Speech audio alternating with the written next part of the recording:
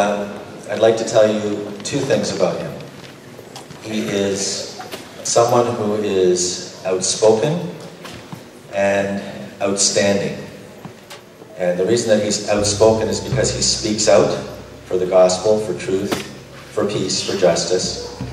And the reason that he's truly outstanding is because he's one of those rare Christians who stands out and stands up for the poor, for the hurting, for those who are victims of violence and injustice. We're very privileged to have him here in our school community, and I'd like you to give him a warm welcome. It is wonderful to see you all here, and so early in the morning. I know you have to be here, but anyway, it still feels good to me.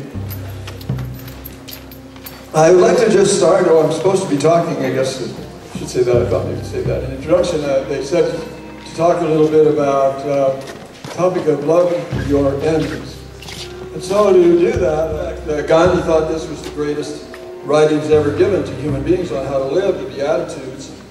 And the Beatitudes, we know that it's all about blessed are the poor, and blessed are those who mourn, those who are meek, those who hunger and thirst for righteousness, for justice, the merciful, the pure in heart. Blessed are the peacemakers, for they'll be called the children of God. And even blessed are those who are persecuted, thrown in the slammer, and all those good things, maybe even tortured, put to death. And as he goes through that, then Matthew continues to write a little bit about what Jesus continues to say in this most incredible teaching, which Gandhi called the greatest teaching ever given to human beings. The teaching that Jesus gave to the Christians. He said the only problem with it is that Christians don't do it. But and then he goes on with, love your enemies. For you have heard that it was said, you shall love your neighbor and hate your enemy. Nobody can quite find that in the Bible, so we're not quite sure where Matthew got that. But anyway, Jesus is supposed to have said that it was written that you should love your enemies, love your neighbor and hate your enemy. But I say to you, love your enemies. Love your enemies. Pray for those who persecute you, so that you may be children of your Father in heaven, or God in heaven. For God makes the sun rise on the evil and on the good, sends rain on the righteous and on the unrighteous. For if you love those who love you, what reward do you have? Do not even tax collectors do the same? And if you greet only your brothers or sisters, what more are you doing than others? Do not even the Gentiles do the same? But be perfect, even as God is perfect. About loving our enemies. And we say, why? Why should I love my enemies? There are people that have hurt me. So just if you just thought for a minute, if Jesus was sitting here and saying to you, love your enemies, who comes into your mind? Who comes into your mind when somebody says, love your enemies?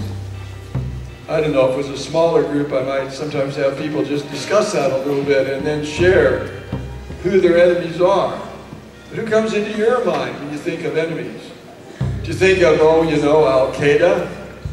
Somebody like that, some big force in the world that seems to be a terrible force, terrorists. If you did that at my sister's house, she could tell you real quick who their enemies are. You know, it's Al-Qaeda, it's those terrorists, it's those people who are attacking America, we better go get them. She's real wrapped up in that. Of course, her favorite heroine at the moment is Sarah Palin. She thinks she's really got it. She goes after them. So we love when we think of enemies, we can think of individuals, like, as I say, Al-Qaeda or something like that, or we can think of some great system in the world, or we can think of people that we know, or just somebody who bugs us a lot, or school guards, or you know, whoever it is that we feel very annoyed at, or even hate. And yet Jesus says we have to love everybody. You say, why? I'm supposed to love Hitler, you know, when Hitler was around. I'm supposed to love the president. I'm supposed to love, you know, the keeper in the zoo. I've been quite a few times to jail, and so I'm supposed to love the guards. It's not so easy sometimes. And we know that even our best friends sometimes seem to be our enemies. Do you know what she said about me? Do you know what he said about him? Ooh, you know. I remember when I was a kid, my folks sent me to military school. Why was that? I never did quite know. I thought they were trying to give me opportunities, but then later on, I saw a grandnephew of mine being sent off to boarding school and tried to find out why they were doing that. And they said, well, you know, he has this attention deficit hyperactivity disorder. He can't sit still. Da-da-da-da-da-da-da. And then I remember my mother saying to one of my nieces when she asked me why she sent me to military school, well, you know, Louis found studies kind of easy, and he was kind of restless in class. I said, oh dear, now I'm one of those with hyperactivity attention deficit disorder. So they sent me off to military school, and I remember there was one guy there that, man, I really, I don't know whether I just hated him or I just was terrified of him. He was a little bit older, but he was a lot tougher than I was. And we lived in we had big dorms in the military school. And he would come in and just grab some kid, usually kind of a smaller kid. They were all boys, don't worry girls. He would take boys and take them into the bathroom, and they had a tile floor in the bathroom, and they would just pound their head on the tile. And I was just lay there trembling all night, because I was kind of new to the school, and I wasn't very big. And I kind of gawky kind of guy, and I thought, oh my God, this guy's going to kill me. Well, I probably hated him. Later on, I came to find out that, you know, his parents had been killed, and the only relative he had an uncle who was a priest, but he was a military priest. He was in the military, he was off all over the place. And, you know, so he had a lot of things he had to overcome. And, you know, I didn't see him for a long time, and then all of a sudden I bumped into him, and he was a Jesuit. You know, that's a good preparation for a Jesuit, I suppose. Going around beating kids on the head on the bathroom floor. But anyway, he was a Jesuit, and he was off in the missions and doing really, really good work for people. And I met him, and he was just like the greatest guy in the world. Well, something had happened to him when he was a kid, probably had to do with his parents being killed. And you know, he just had a lot of frustration or anger or something. And he took it out on kids' heads on the bathroom floor of St. Catherine's Military School. I was just lucky that I never got in the way of all of that. So we do know that there is something that's in all of us that can beat us down and can bring us to forms of rage. In fact, it's kind of a known fact that whenever you look behind any of these pathological killers, you know, there's something behind them. I don't know if you kids ever heard of Columbine High School. You're probably too young to have heard of that, Colorado. This kid went in and shot up the school. These boys, they went in and shot up the school and killed other kids.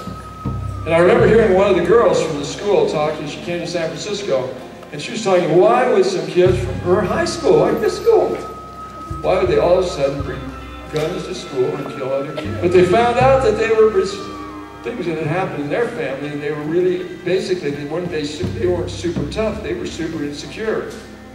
They were super scared of everybody and everything.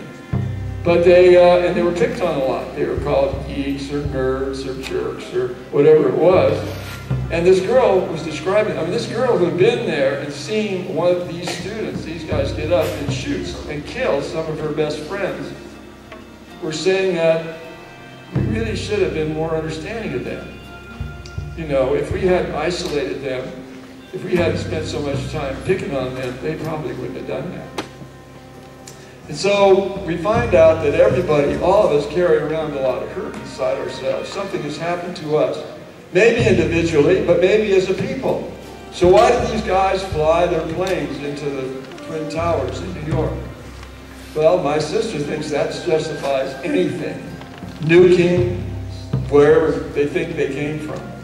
Well, they think they came from Saudi Arabia, but so learning to love our enemies means one thing is learning to be really, really, really clear what's going on with our enemies. And that's not just if you happen to be somebody who's attacking the World Trade Center, or somebody who gets up and sprays the schoolyard with an Uzi. Anybody that strikes you that you would right away come into your mind, love your enemies, no, not that one, no, that person. We really need to know what's going on with them. And we don't need to be going to war to take them on. So we have too much of that in our world, and we call this the, us versus them kind of mentality. And all of us get into that.